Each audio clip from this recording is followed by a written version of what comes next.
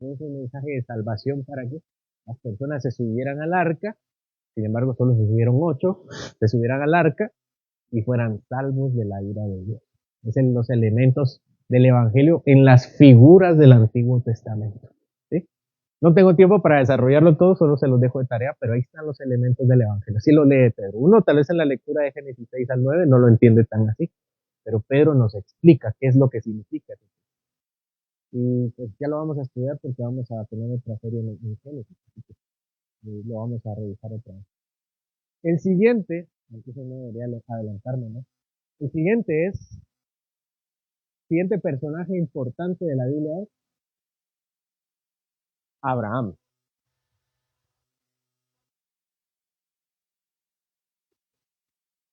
A Abraham se le da una promesa. ¿Qué promesa está relacionada con Abraham acerca de la misión?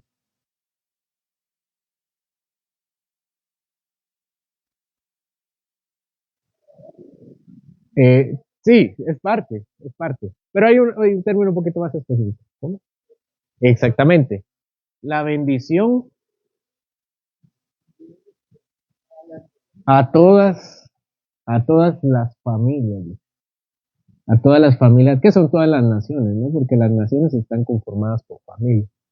Pero le dice el Señor a Abraham que a él lo selecciona para ir a la tierra prometida y que en él serán benditas todas las familias de la tierra. ¿Cuál es el propósito de nuestro Señor como lo fue con Noé? El propósito de Noé era predicar la salvación a los hombres, aunque nadie se arrepintió. Dice que solamente se subieron 8 al arca, es decir, que solamente su familia. No dice ni siquiera que la familia haya creído, pero como eran parte de la familia, se subieron. Entonces, Abraham también le dice que escoge a él y a su familia, pero el propósito de escogerlos a él y a su familia es que por medio de él todas las familias de la tierra fueran benditas. Y esto es una palabra muy familiar para nosotros, tan familiar que a veces perdemos su dimensión. Recordemos que estamos en el contexto de que todas las familias están en maldición, bajo maldición del Señor. Todos somos enemigos de Dios, eso lo vimos en la última ocasión. Somos enemigos de Dios, cegados por Satanás. Hay diferentes términos en el Nuevo Testamento que nos dice cuál es nuestra condición. Y parte de esa condición es que nosotros éramos malditos.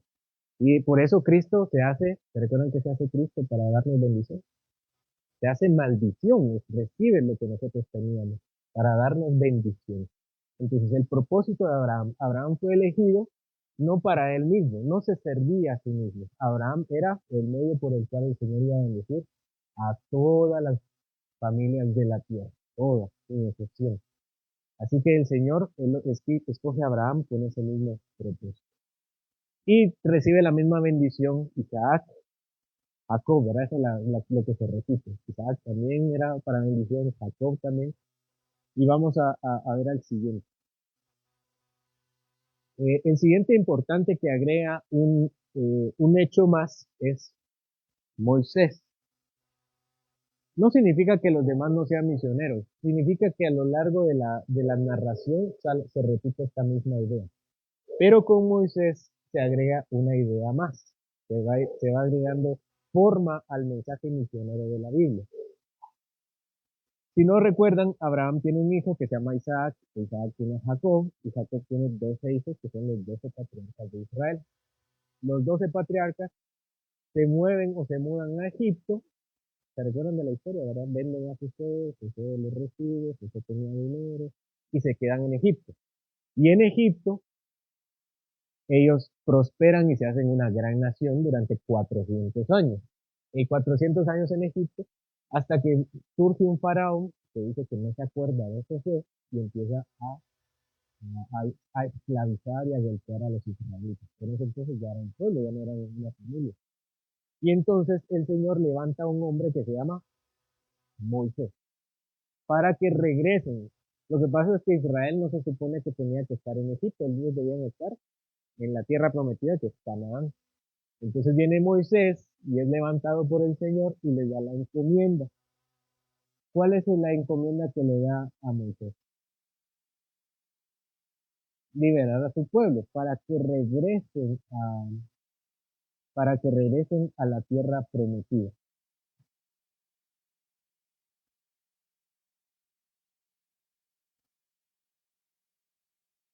Y entonces el Señor levanta a Moisés y Moisés, conocen la historia también, ¿verdad? Las plagas, las amonestaciones, los milagros, las serpientes, y preparan su camino para regresar. Y antes, y cuando están regresando, cuando están saliendo, el Señor le dice algo a Moisés y a Israel. Vamos a poner a Moisés y Israel. De Israel. Él les dice, el Señor les dice, ustedes tienen un propósito. No van a regresar solo porque sí. Ustedes tienen un cargo. ¿Cuál es el nuevo oficio que se les da a Israel? ¿Recuerdan qué oficio se le da a Israel?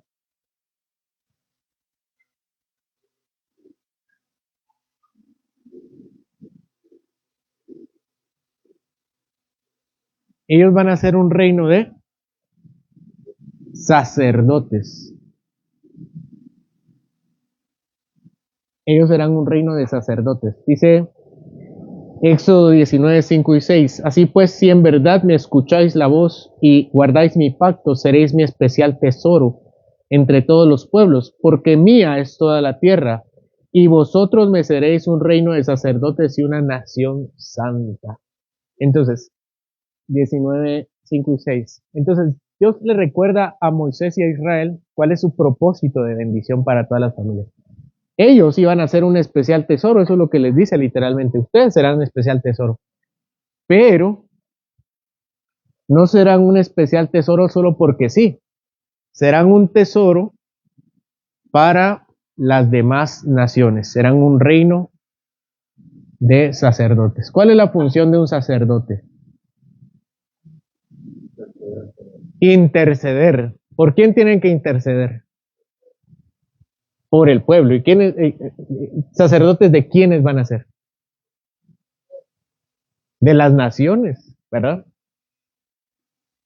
Un sacerdote no intercede por sí mismo. Un sacerdote intercede por alguien más. Entonces Israel será sacerdote de las naciones. Esa iba a ser la encomienda. Deuteronomio 4:6 dice acerca de sus mandamientos. Bueno, vamos a ir por partes. Todo lo que hace el Señor a partir de ahora es para que ellos entiendan que son sacerdotes. Él les da mandamientos y esos mandamientos son mandamientos misioneros. Acompáñeme a Deuteronomio 4:6. Dice acerca de los mandamientos, dice Deuteronomio 4:6, guardadlos, o sea, guardad los mandamientos, pues, guardadlos pues y ponedlos por obra, porque esta es vuestra sabiduría y vuestra inteligencia ante los ojos de los pueblos, los cuales oirán de estos estatutos y dirán, ciertamente esta gran nación es un pueblo sabio y entendido. Entonces el Señor diseña los mandamientos no solo para que se porten bien, para que vivan bien, que es parte de las promesas que da el Señor, sino que dice que Él está haciendo esos mandamientos y ellos tienen que cumplirlos para que las demás naciones los miren y digan, en el Señor hay sabiduría. Para eso diseña, es una de las razones por las cuales diseña los mandamientos. Ciertamente esta gran nación es pueblo sabio y entendido. También el Señor le da cánticos y esos cánticos son cánticos misioneros. Para nosotros es mucho más fácil entenderlo porque los cantamos, ¿verdad?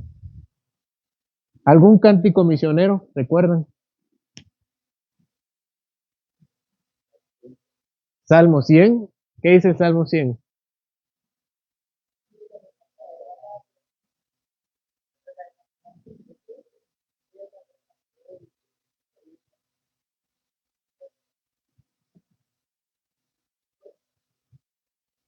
Ajá.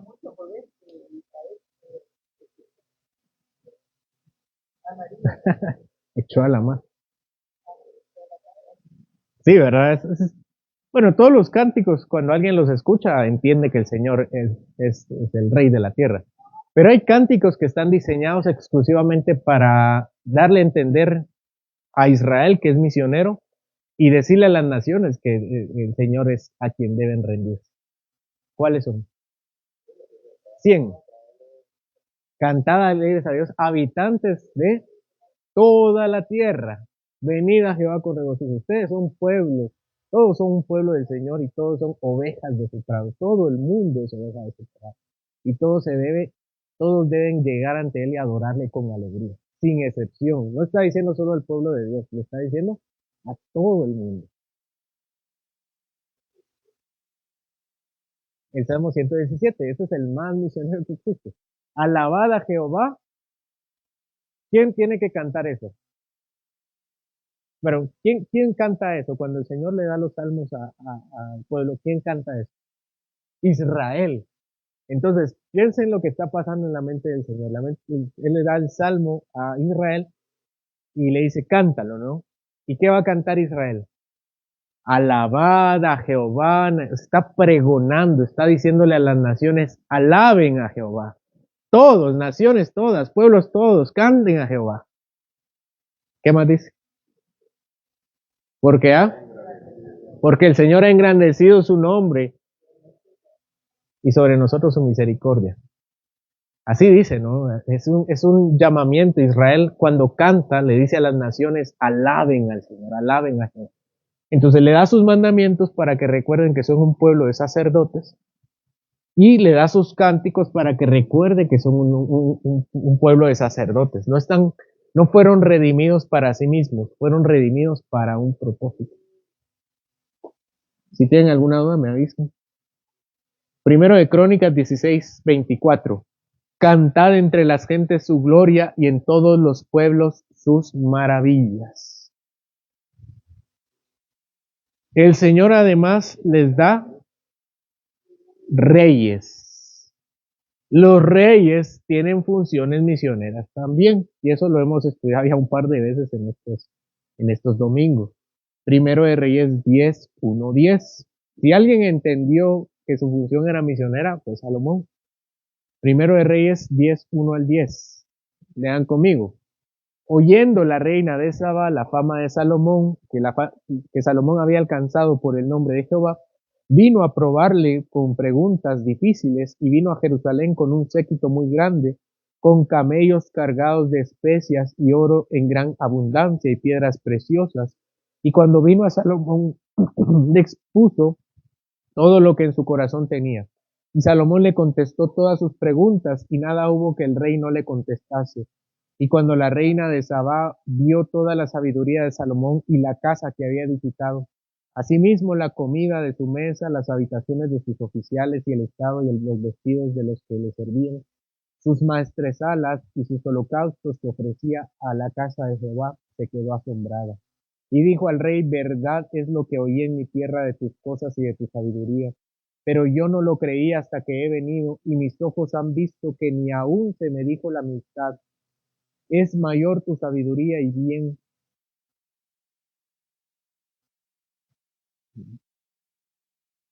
Perdóname.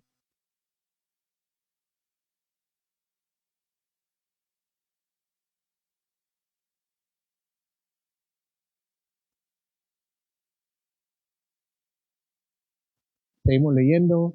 Que la fama que yo había oído, bienaventurados tus hombres, dichosos estos tus siervos que están continuamente delante de ti y oyen tu sabiduría. Jehová tu Dios sea bendito, que se agradó de ti para ponerte en el trono de Israel, porque Jehová ha amado siempre a Israel. Te ha puesto por rey para que hagas derecho y justicia, y dio ella al rey 120 talentos de oro y mucha especiería y piedras preciosas. Nunca vino tan gran cantidad de especias como la reina de Saba dio al rey Salomón. Ahora, esta historia también tiene una interpretación. ¿Dónde encontramos la interpretación de esta historia?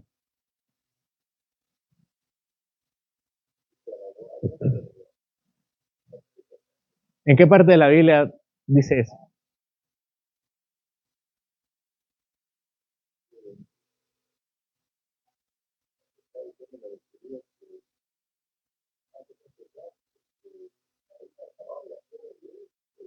Ujú. Sí. Mateo 12. El Señor le predica, si me pueden confirmar el texto, Mateo 12. El Señor les predica, nuestro Señor Jesucristo va predicando, es un predicador itinerario, y le anuncia y la gente no cree. Entonces le dice a ellos que se va a levantar la reina de Saba en los últimos días y los condenará. Condenará a los que no están escuchando a Cristo. ¿Cómo los va a condenar? Porque ella escuchó la sabiduría de Salomón y fue a escuchar de los mandamientos, de la sabiduría que había escuchado. Pero estas personas que estaban escuchando el mensaje no estaban recibiendo a Jesús. Esa es la interpretación que el Señor le da a esa historia. Y después sentencia a nuestro Dios, porque aquí alguien más grande que Salomón, refiriéndose a él mismo. Si Salomón tenía sabiduría, Jesucristo era la sabiduría caminando. Eso lo vamos a ver el próximo domingo, por ser controversia. El Señor era la sabiduría y la reina de Sabá los va a condenar porque ella sí respondió al mensaje de Salomón y ellos no responden al mensaje de Cristo. Esa es la interpretación que le da. Y vamos a ver otro ejemplo que está ahí también en Mateo 12, que también es otro ejemplo misionero, pero en un momento. Entonces los reyes estaban hechos para cumplir lo que decían los mandamientos. ¿Qué dicen los mandamientos?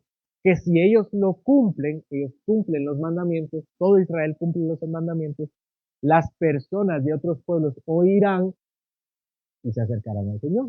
Eso fue lo que pasó con Salomón, que la reina de Saba escuchó lo que Salomón estaba haciendo y llegó y conoció a Jehová.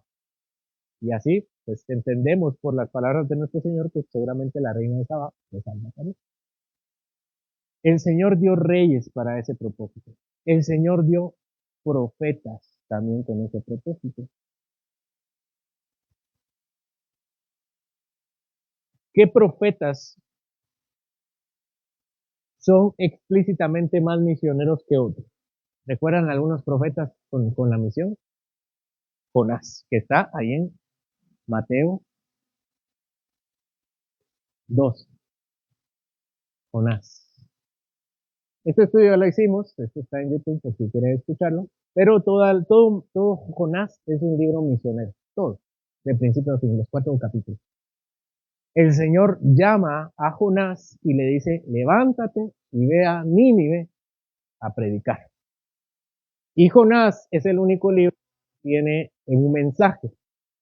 El libro de Jonás no es un mensaje como lo es Ezequiel, no, ahí tiene varios mensajes. Jonás es un libro narrativo, habla de la historia de Jonás. Y Jonás hace todo lo contrario a lo que le dice el Señor, ¿verdad? Israel estaba, pensemos en Israel a la par del Mediterráneo, y tenía a Siria más o menos al noreste, como yendo para China, o se han ido. ¿Y qué hizo Jonás? Se fue para el otro lado. Es decir, no pudo haber un lugar más lejos, sino al lado contrario. Agarró el Mediterráneo y se iba a Tarsis, a España, ¿no? Hasta ahí, hasta el último lugar de la tierra. Porque para ellos el entendimiento solo es Eurasia, ¿verdad? Eurasia y África. Él se iba a ir hasta España. Y se levanta Jonás y no le hace caso. Y nosotros somos a veces muy duros con Jonás. Ese Jonás es un rebelde. Si el Señor me hablara a mí, literalmente, yo me levantaría y voy. Además, si el Señor me va a acompañar, ¿no? A menos que recordemos que a veces el Señor mandaba a sus profetas y sus profetas eran apedreados. Entonces ahí tal vez no tanto, ¿no? Pero Jonás se levanta. Recordemos el contexto de Jonás. Los asirios asediaban constantemente a los israelitas. Jonás era del reino del norte. Jonás no era judío, era del reino del norte. Y estaba pegado a Siria, y Asiria constantemente los atacaba. Y de hecho va a ser Asiria quien elimine y extermine a Israel. ¿Sí? Las 10 tribus del norte van a desaparecer por Asiria. Y él tiene que ir a Nínive, que es la capital, y predicarles. ¿Con qué cara quiere? Es como que nos dijeran a nosotros, no vayan a predicar allá con sus asesinos, ¿no? Y predicanles el mensaje de salvación. Uno se enoja, ¿no? Naturalmente la reacción es no querer. Le predico a mi familia, le predico a mis amigos, pero a mis enemigos sí está bien difícil. Especialmente porque ellos sí los asirios eran bien violentos. ¿Qué podían hacer con Jonás? Matarlo seguramente. Entonces Jonás dice, no, me voy, y se va. Y el Señor, que conoce todo y sabe todo, pues ustedes saben la historia, ¿no? Levanta la tempestad y Jonás está durmiendo, va a la gente a despertar, ¿lo que te pasa, dormilón? Y se levanta y Jonás sabe que es por él. ¿Y qué dice Jonás? ¿Cuál es la solución? Tíreme al mar. Y no quieren. Las suertes caen sobre Jonás y Jonás dice, no, soy yo. Y lo tiran al final porque ya se estaban muriendo todos. Y cae en el fondo del mar. Ya en el fondo del mar se arrepiente. No se arrepiente de sus pecados, se arrepiente de haber, de que lo hayan tirado. Lean Jonás 2 y Jonás 2 dice, yo pensé que me iba a ahogar, pensé que me iba a morir, hasta que el Señor envía el pez, ¿verdad? Y Jonás ora. ¿A dónde ora Jonás? Al templo, como Salomón había dicho, oren al templo. Y Jonás ora al templo y el Señor lo escucha y lo vomita el pez y dice Jonás, bueno, ahora es cuando, y regresa al camino y predica a Asiria. Y así a regañadientes predica y le predica al rey de Asiria. ¿Y qué pasa con la predicación de Jonás? ¿Quiénes se arrepienten? Todos se arrepienten, ¿no? Que Ezequiel con fervor le predicaba a sus hermanos y ninguno se arrepintió. Así dice Ezequiel 3, ¿verdad? Que ninguno se arrepintió. Y Jonás no quería predicar, lo hizo de mala gana y todos se arrepintieron. Todos. ¿Cuántas personas habían en Nínive? Según Jonás 4. ¿Qué dice ahí en Jonás 4? Pueden echarle un ojo.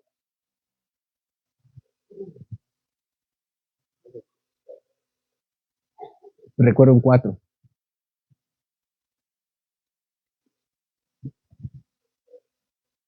120,000. 120,000. 120,000 personas. Y todos se arrepienten. El rey dice, se arrepiente y manda que todos se arrepientan y todos se arrepienten. Y Jonás se va, sale de Nínive y se enoja, ¿verdad? Se va enojado y le pega el sol, el Señor hace crecer una planta, hace que se muera, le pega el sol y se enoja más porque... Y esa reflexión de la planta la hace por Jonás y le dice, Jonás, te enojas que una planta se muere y no te toca el corazón que las personas de Nínive se van a morir. Y ese es el mensaje de Dios a Jonás, a ustedes y a nosotros. Nos da cosa, ¿no? Arrancar una planta y que se muera. ¿Cómo no nos va a dar pena, dolor que la gente allá afuera se muera sin el Señor? Ese es el mensaje de Jonás. Jonás es un profeta misionero. Y si se murió, no la toqué, se murió. Entonces Jonás es el reflejo de eso. Y esa es la historia, la interpretación que le da también nuestro Señor Jesucristo en Mateo 2. Después de haber referido a Salomón, refiere a Jonás y dice que los moradores de Nínive se levantarán en el juicio y por su culpa condenarán a los que no escucharon a Jesús. Porque si ellos escucharon a Jonás y se arrepintieron, entonces el deber de haber escuchado a Jesús era mayor. Por eso la condena de haber escuchado a Jesús y no responder iba a ser mayor. ¿Sí? Primer profeta misionero. No los estamos poniendo en orden cronológico. ¿Qué otro profeta misionero hay en el Antiguo Testamento?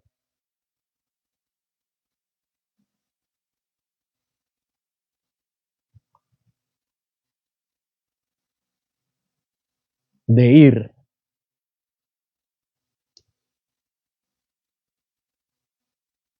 Pues sé que él nunca salió, aunque sus profecías hubo profecías contra las naciones, ¿verdad? Pero de ir, vamos a ser un poquito más explícito. Elías. ¿Elías con quién fue? ¿A dónde fue? Ahí estuvo. Pero Elías se fue. ¿Y a dónde lo llevó el Señor? Al desierto. Y llegó a algunos pueblos y predicó. Y le predica a una mujer que por esa mujer también se entiende que llega el mensaje a todo el pueblo. ¿De dónde es esa mujer? ¿De dónde es esa mujer? Y el siguiente profeta, Eliseo. ¿A dónde llega el mensaje de Eliseo? ¿Con quiénes? Con los sirios, a través de Naamán. ¿Con quién más llega? También llega con una viuda, ¿verdad? Con otra mujer que necesita que resuciten a su hijo. Eliseo. Entonces nuestro Señor no tiene solo un plan para con su pueblo, sino que providencialmente manda a Eliseo y manda a Elías a llevar el mensaje. Su deber es internamente, pero también el Señor por su providencia hace que recorran lugares por los cuales también otras personas de otras naciones se salven. Entonces aquí tenemos que la Biblia, y hay más ejemplos, ¿no? Más ejemplos, solo estoy tomando las narrativas principales como mencioné.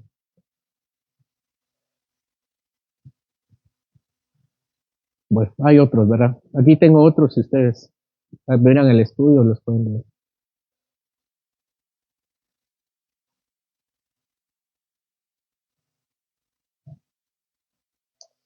Bueno, vamos con la siguiente parte, que es el Nuevo Testamento.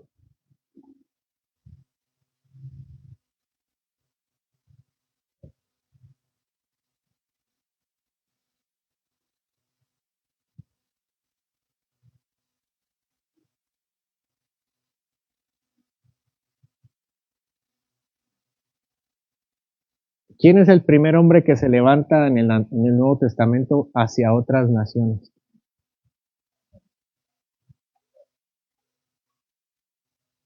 ¿Cómo Juan el Bautista?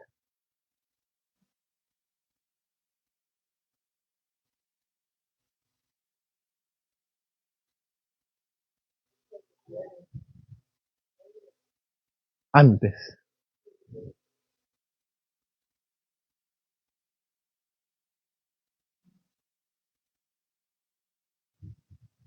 ¿Quién fue?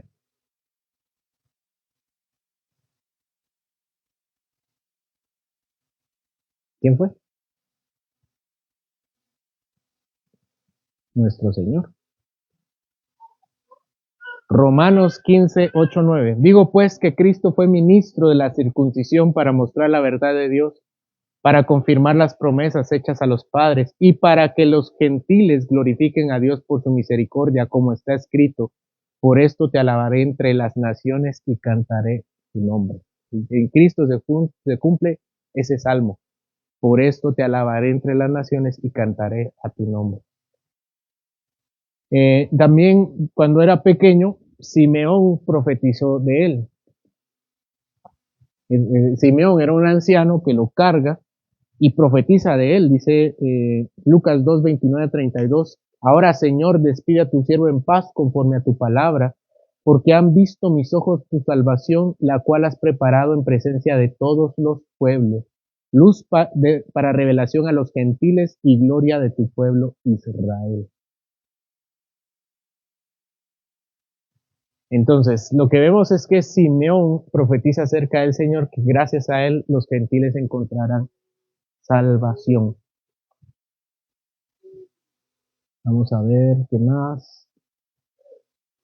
Bueno, ya vimos el texto de Mateo, como Jesús es también predicador, pero también nuestro Señor tuvo una agenda itinerante entre los gentiles. ¿A dónde fue nuestro Señor? Nuestro Señor no solo se queda en Judea en Judea y en Galilea, que era territorio de Israel. ¿A dónde va nuestro Señor? Samaria. ¿A quién le predica en Samaria? A la mujer samaritana, y por ella también creen todos los del pueblo ahí en Samaria. ¿A dónde va más nuestro Señor?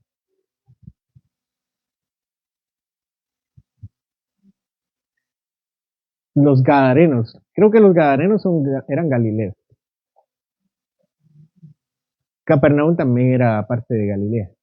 Pero los gentiles, ¿pero? Fue a Tiro, fue con los fenicios, con la mujer sirofenicia. Él hizo una travesía a todo el norte. Eso lo leímos en Marcos. Fue al norte, Tiro, Sidón, con los sidonios, ¿verdad? Y ahí predicó el Señor. Entonces estuvo en las regiones circundantes con gente predicando a las naciones. Samaria, que está en el centro de Israel, que no era Israel, y al norte con Tiro y Sidón. Y ahí predicó nuestro Señor. Por ejemplo, la mujer sirofenicia. Y a la mujer sirofenicia le da un mensaje evangelístico un poco fuerte. ¿Qué le dice a la mujer sirofenicia? El Señor viene con una misión, es predicar a Israel. Entonces viene la mujer sirofenicia y le dice, dame un milagro. Y el Señor le dice que no es bueno darle a los perrillos la comida para los hijos. En otras palabras, lo que está diciendo es, yo vine a predicar a Israel, no a los gentiles. ¿Y qué hace la mujer sirofenicia? entiende la parábola, que es algo que no había hecho los discípulos hasta ese entonces, y le responde con la misma, no, bueno, yo soy perrillo, dame las migajas antes. Y el Señor la bendice. Pero esa fue una forma de probarlo, porque nuestro Señor estaba haciendo milagros y predicando en esa región, ¿verdad? No es que estuviera de colada. Entonces nuestro Señor tiene esa misión, y nuestro Señor le da la misión a los apóstoles. En Mateo 28, la gran comisión, y en Marcos 16 también se la da. ¿Qué le dice a los apóstoles? Ir, ¿verdad? Ir por todo el mundo y predicad. Eso dice Marcos 16. ¿Y qué dice Mateo?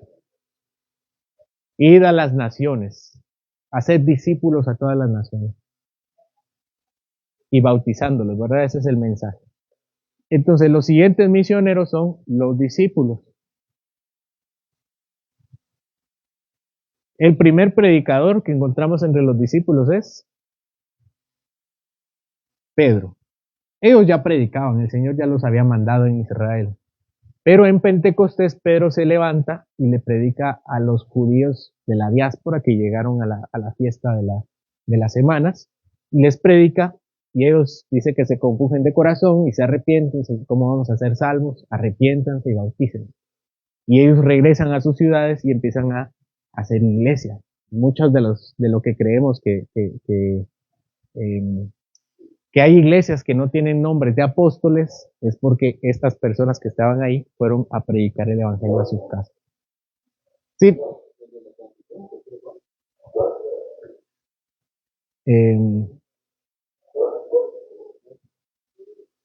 Para las naciones. Sí, digamos que hay ejemplos que podemos encontrar ahí la misión, pero Juan el Bautista viene principalmente a trabajar internamente, aunque pues hay un mensaje de que también viene a todo el mundo. O no sé si tuvieras algún ejemplo específico.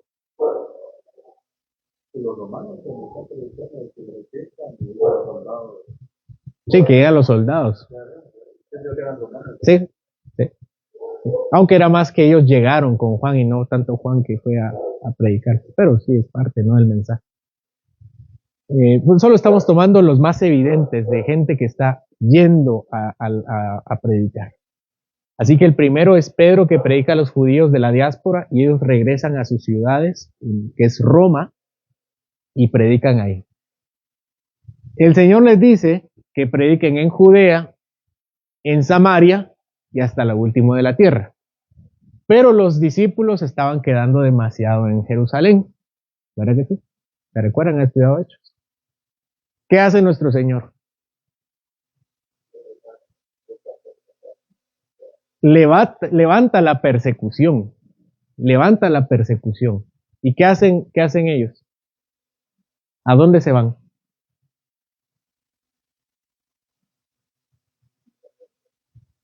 ¿Cuál es el primer alrededor? Judea es Israel. Samaria. Vamos a estudiar. Pero el Señor levanta la persecución. Los cristianos se levantan y sálvese quien pueda. Y ese es quien pueda, es en Samaria, ahí donde el Señor les había dicho. Y no se van a predicar, se van ahí por su vida y ahí empiezan a predicar. La persecución los obliga a llevar el mensaje. Es algo así como: ustedes no se quieren ir, yo los voy a llevar. A los Jonás, ¿no? Como Jonás tienen que ir, y se levantan. Y empiezan a entender el mensaje. Pedro recibe la revelación que también los gentiles tienen que ser parte de eso.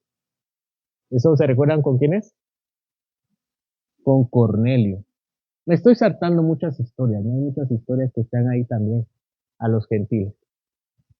Y Cornelio es el primer gentil que tiene el mensaje explícito de evangelización a los gentiles. Y ahí llega y el Espíritu Santo, y Pedro hace la reflexión: también los gentiles al reino de Dios. Aplica la profecía. Felipe y el etíope. Felipe y el etíope. ¿Quién envía a Felipe? El Espíritu Santo es que lo lleva. Felipe no es que andaba predicando de puerta a puerta y se topó con un etíope. Felipe fue llevado por el Señor y con el etíope. Y por eso la iglesia etíope tiene su raíz, dicen ellos, ¿no?, que la tienen en Felipe, su santo. Así dicen ellos, ¿no? Es Felipe su santo. Bueno, ahí tenemos algunos ejemplos. Y el otro misionero por excelencia es Pablo. Pablo es la estrella. Se dice que el cristianismo es, si pudiéramos ponerle otro nombre al cristianismo sería pablismo, porque Pablo se encarga de llevar el cristianismo a los gentiles. Dice que Pedro es el apóstol de la circuncisión de los gentiles, pero Pablo es de la incircuncisión, perdón, de los judíos, y Pablo es de los gentiles. Y Pablo se levanta y va. ¿Y cuántos viajes misioneros hace Pablo? ¿Cuántos? Tres, cuatro, tres o cuatro. Cuatro. En la Biblia se narran tres viajes misioneros. No los vamos a ver porque me voy a comer hechos. Entonces, si se dan cuenta, si leen hechos, la primera parte es de los apóstoles, como los primeros 10, 12 versículos, y los siguientes es la vida de Pablo y la misión de Pablo. Y se va. En los cuatro viajes misioneros. Como les digo, no los vamos a ver, porque se nos va a acabar el tiempo, pero en los viajes, él es enviado. ¿Quién envía a Pablo? Vamos a ver las generalidades. ¿Quién envía a Pablo? Antes. Jesús, ¿verdad? Jesucristo también, ¿verdad? Él lo envía, le dice que él será instrumento para los gentiles. Pero es la iglesia de Antioquía quien entiende la misión que tiene Pablo y lo manda. El Cristo Jesús es que lo envía, ¿verdad? Pero es la iglesia de Antioquía que empieza a financiar su viaje. Y en el camino empieza a encontrar financiamiento. Así que la iglesia de Antioquía entiende que su papel es un papel misionero. Estamos viendo los puntos esenciales para ver la vida en misión, ¿verdad? Y él hace los viajes, sus viajes misioneros. Y en diferentes ocasiones se para, narra sus aventuras. Eh, Fue en Éfeso, con el carcelero de Filipo, con Lidia. Creo que son los personajes principales que resaltan en él. El último viaje, el que se narra, parece que es en Roma, ¿verdad? Se va a Roma. Se levantan contra Pablo y Pablo apela a César y se lo llevan a Roma. Pero muchos entendemos que ahí no se termina su viaje, porque como vimos en nuestro estudio de Tito, Creta, que es la iglesia de Tito, no se menciona en Hechos. Entonces parece que sí se libra en esa ocasión de los romanos y empieza su viaje misionero. Y si se va a España como quiso, si viajó con los romanos como quiso, y si hizo otras paradas.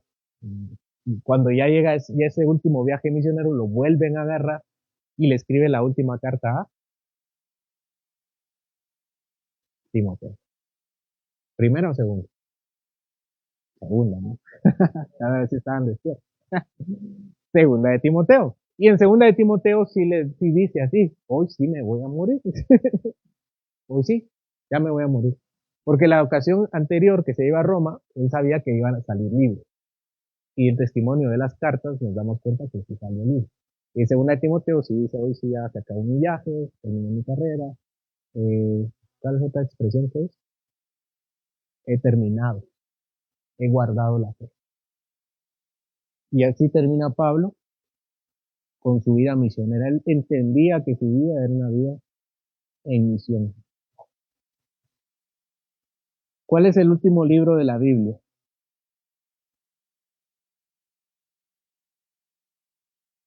Apocalipsis. Y en Apocalipsis el mensaje, no lo vamos a ver todo porque solo son los principales. Pero los últimos capítulos de Apocalipsis son capítulos misioneros. Él le dice, Juan, el ángel, le habla acerca de Cristo y el último mensaje es, el que tenga sed, que venga. Así termina el Apocalipsis, creo que es 22:20. El que tenga sed, que tome del agua. Coronando, ¿verdad? Coronando la Biblia como misionero. Bueno, terminamos entonces el recorrido de la Biblia en misión y entendemos que la Biblia no solo es un montón de historias desorganizadas, algunas temáticas interesantes para la vida, sino en general la Biblia tiene un enfoque misionero, de mandar a los hombres, a las naciones, a los pueblos. Y así debemos entender también nuestra vida. Como vimos en la última ocasión, nadie está donde Dios lo puso por casualidad. Conoce a las personas que conoce porque ahí lo puso el Señor, para que sea luz allí. Y luz no es solo trabajando con excelencia, eso cualquiera puede hacerlo, que por cierto hay que hacerlo, ¿no? Sino predicando el mensaje del Evangelio. Así le dice a Pedro, él tiene que creer, Cornelio tiene que creer, y no puede creer, dice Romanos. ¿Cómo dice Romanos? Que no pueden creer si no les predican. No lo van a conocer por el mundo, ni viendo la naturaleza. Si no les predican, no van a creer. Y nadie les va a predicar si nadie los envía. Para que entiendan su propósito misionero. Dudas, comentarios. Un recorrido fácil, ¿verdad? En el libro lo abordo un poquito más amplio. Hay 3 capítulos para que lo lean. ¿Cómo? Ah, sí, muy general. Muy general. Dudas, comentarios. ¿Qué les parece?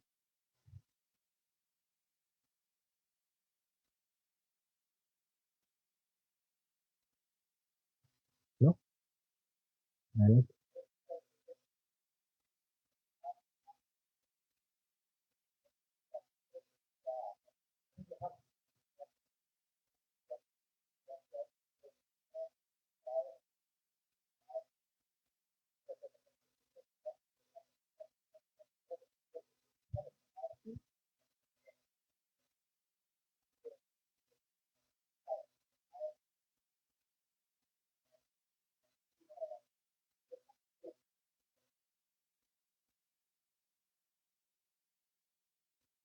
Sí, hay un llamado a ir al exterior, pero no es el único llamado. Hay quienes se tienen que quedar. De hecho, los de Antioquía se quedaron. También Pablo en su tercer viaje misionero pasa con Jacobo. Y Jacobo trabajaba en Jerusalén y ahí predicaba. Entonces no todos tienen que ir. Algunos tienen que quedarse a evangelizar acá. Pero cada quien tiene una tarea. Sin embargo, siempre les hago la invitación a reflexionar que ustedes tienen que ir. Yo durante algún tiempo lo pensé, pero pues ya se los había comentado. Con Alejandra hablamos de ir alguna vez a algún lado, a Turquía, creo que hablamos una vez, a ir a Turquía, con un grupo. Y durante algún tiempo estuve orando a ver si yo no era un misionero. Y pues hasta el momento no he recibido ninguna confirmación. Por si alguien tiene el don de profecía. Y también yo les hago la misma, al punto de reflexionar si no era un misionero en rebeldía, así como Jonás, ¿no? El Señor me está llamando y simplemente estoy tapándome los oídos. Entonces debemos entender que si ustedes no están trabajando con quienes Dios los ha puesto, están siendo como Jonás, están siendo misioneros en rebeldía. Pero también consideren el llamado hacia las naciones. Pónganlo en oración. Señor, ¿será que tú me estás mandando a ir allá y no te estoy escuchando? Lo que sí tengan seguro es que Dios los está mandando aquí. Hoy. Puede ser que los mande a hacer. Y ustedes van a tener muchas coronas si se van a hacer. Ya no piensen que el Señor deja sin sus coronas y sus premios. Cuando empezamos a valorar eso, valoramos también la misión. ¿Alguna otra vez? ¿Sí? Bueno, espero que sean animados también. ¿Verdad? Señor, te damos gracias porque has puesto delante de nuestros ojos el entendimiento de tu palabra a la luz de tu propósito y llevar tu evangelio y tu amor a todas las naciones. Te pido, Señor, que nos ayudes a reflexionar sobre este tema a la luz de nuestra vida también, sabiendo si nosotros somos misioneros en rebeldía, Señor, si tú nos estás llamando a algún otro lado, pon en nuestro corazón el deseo si es así. Y también, Señor, haz de nuestra iglesia una iglesia misionera que manda a personas a ir al campo. Pero también, Señor, ayúdanos a entender que si no nos estás mandando a otro lado, porque tú nos quieres aquí, predicando tu nombre entre los hombres. Te pido, Señor, que cada uno de nosotros entienda que conoce a las personas que conoce con un propósito, y que tú nos demandarás la vida de ellos si es que nosotros no le hablamos. Te pido, Señor, que tú nos ayudes a ver en la persecución de la iglesia del primer siglo, que también puedes poner en nosotros, en nuestra vida, como lo hiciste con Jonás, dificultades para que nosotros entendamos que debemos predicar a otros. Ayúdanos, Señor, a no ser rebeldes y a entender las cosas como tú las mandas, solamente por la reflexión de tu palabra. Pero si es necesario también probarnos y regañarnos, nos ponemos a tu disposición, Señor, para que seamos amonestados. Te pido que cada uno de nosotros reconozca las oportunidades y los momentos para entregar tu mensaje y que veamos en nuestra vida la obligación de la misión. Y así como tu palabra es dada a la misión, también lo es nuestra existencia. Te lo rogamos, Señor, que pongas en nosotros ese discernimiento. Llévanos también con bendición a nuestros hogares, bendice en nuestra tarde, que si es tu voluntad nos encontremos en la tarde para la reflexión de la carta a los Colosenses. En el nombre de Cristo Jesús. Amén.